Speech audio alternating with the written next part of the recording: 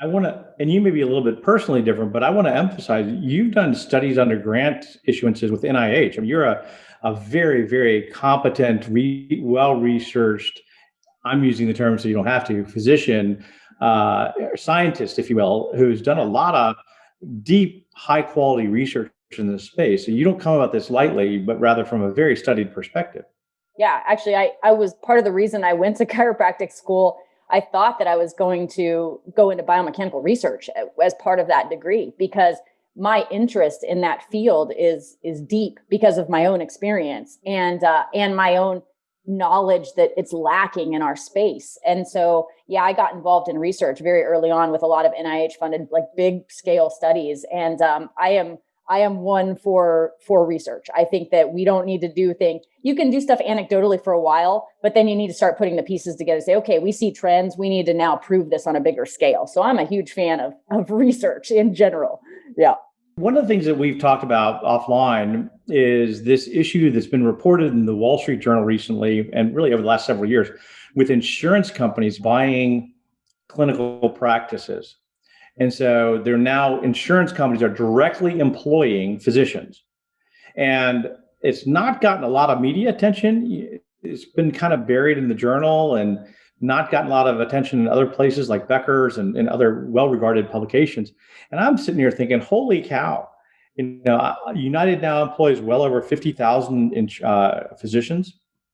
Is that disclosed? What are they doing with their networks? If they're employing doctors, are they putting downward pressure on the amounts they're reimbursing physicians who are in network but not in their employ? And then also, how are they doing with regard to keeping networks open? There are network adequacy and diversity requirements. Are those being taken care of? And I know that you've had some problems with this in your practices in Arizona and Colorado. What's been your experience there? We've run into huge walls. And even when I moved, so I went to school up in Oregon and moved here to Texas 10 years or so ago. And when I started RunLab in Texas, even 10 years ago, all the insurance companies said, no, we're closed to new providers. And I kind of had to wiggle in through being a specialist in certain areas. We treated a lot of pediatrics at the time. So they let us in only because of that little area of expertise that some people didn't have. But they said they were closed even back then. And so when I've expanded the company in the last year to Colorado and Arizona, all of the companies say, absolutely not. We are not taking new providers of any kind, even with the specialties and even with what we do being so different than anybody else they have in their network, they still have closed it down. And there is just this move towards closing up networks. Like you said, United Health Group buying DaVita and employing over 50,000 physicians and trying to add another 10,000 this year. Aetna bought CVS so that they can put their own healthcare system inside.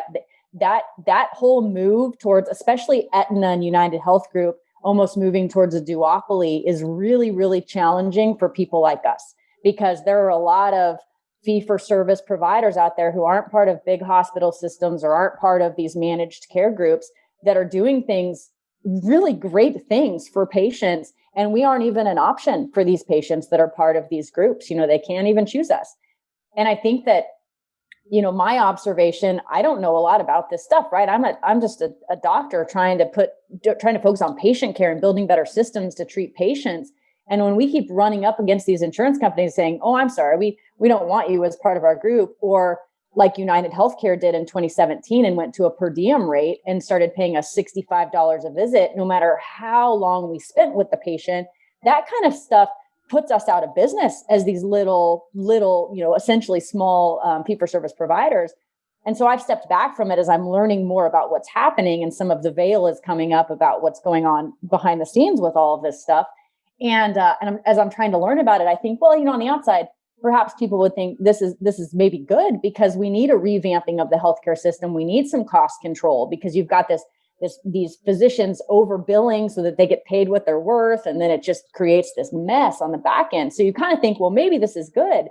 But the problem is that cost control is not translating down to the consumer. It's not like, oh, we employ all these physicians now and we're only paying them $50 a visit. So now, consumer, your healthcare costs are going to go down. Here's your letter saying your premiums went down this year, and here's your big fat reimbursement from all the money we saved. Like, that's not what's happening, right? the United Health Group, they had profits of 6.7 billion in Q2 of 2020 alone. Like their profits are going crazy. That's where the money's going with this cost control. It's going to profits for the company, not back to the consumer. So not only have the rates not gone down and it doesn't translate back to the consumer in a good way, they've also now decreased the choice that the consumer has. They can't come see somebody like us. And they're decreasing quality of care because they're finding doctors that'll work for cheap, not doctors that are good. So this is going in a very bad direction. And that's what I see as kind of the 10,000 foot view and my limited knowledge of the world of, all of this stuff. Well, you've got more knowledge than a lot of people. What most people don't realize is that individuals don't ever negotiate either with the provider or with the insurance company.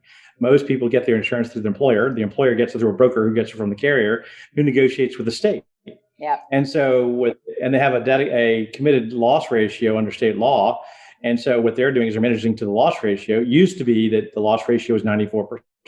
So for every dollar they got in, they would pay 94 cents back out in claims. Well, now that loss ratio is hovering around 65%.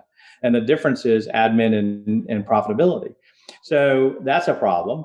The second thing that I would assert is what I'm hearing you say, and I'm going back to my law school class in antitrust, this just reeks of anti-competitive behavior. You would think that they would want competition. You'd think they would want people like you to come out and offer new and different and innovative services. But instead, what they're doing is they're crushing it, meaning crushing your ability to provide those services, in part because there's no privative contract between the individual patient, and you under their plan. What they've done is they've kind of sucked that oxygen out to say, look, we're going to pay for your healthcare. It's going to be a layaway plan for healthcare. It's not really going to be insurance against catastrophic loss. And as a result of that, you're going to do exactly what we say, exactly how we say it, and exactly when we say it, and nothing else shall matter. And if you don't, then we're not going to cover it, notwithstanding the fact that you paid $3,000 a month and for your family of four as your monthly premium, and your deductible is outrageous. So to me, it's a much, much bigger problem. And what we ought to be doing is encouraging the direct relationship with you and and organizations like yours, which are providing good quality treatment with measurable results, quite honestly, in a different way. Let me ask you this.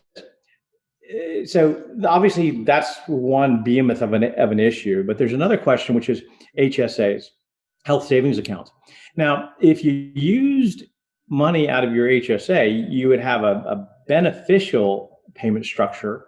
So health savings accounts, your tax advantage, whatever you put in there, you get to keep, and you can roll it forward, as you know, and it's owned by the individual.